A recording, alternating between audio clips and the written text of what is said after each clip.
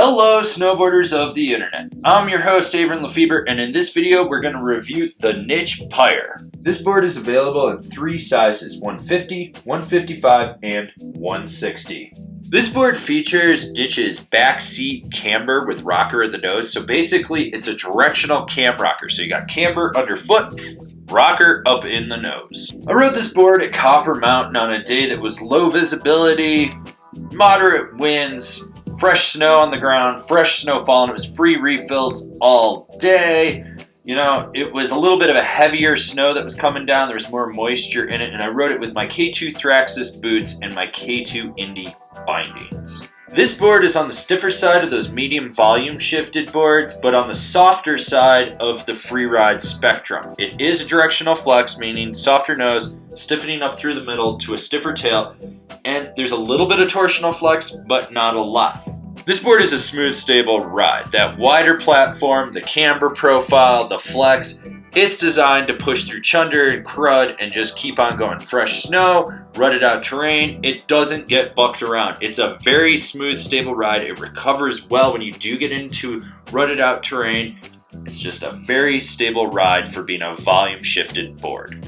The one thing that I really liked with this board was that it's got that wider platform and that setback camber. Now, it was very easy to load up, and when you did, this board would pop. You could just really pop and get up in the air with it. It's easy to engage. There's a lot of rebound out of it, but you don't have to put a lot of energy into it to get it to snap. This board is actually really easy to engage from edge to edge. It rolls smoothly. You don't really have to worry about anything, but if you want to drive the board, you're gonna push harder than you think into that camber profile and really snap it off the back foot. It does grip well on ice and firm snow. I didn't get into too much of that, but where I did, it never washed out. It's a powder board first. It's, you know, if you need to carve and get around the mountain to get to more powder stashes, it's gonna do that and do it well enough. So who is this board for? It's definitely for the powder guy that doesn't want to drastically downsize on their pow stick. Someone that wants a medium volume shifted board versus something that's drastically volume shifted. While I kind of wish I had ridden the 150 just to see what it would have been like to drastically downsize, the 155 was solid for me. This is a board you can charge on when you need to, or be a little more laid back and surfy if you want to.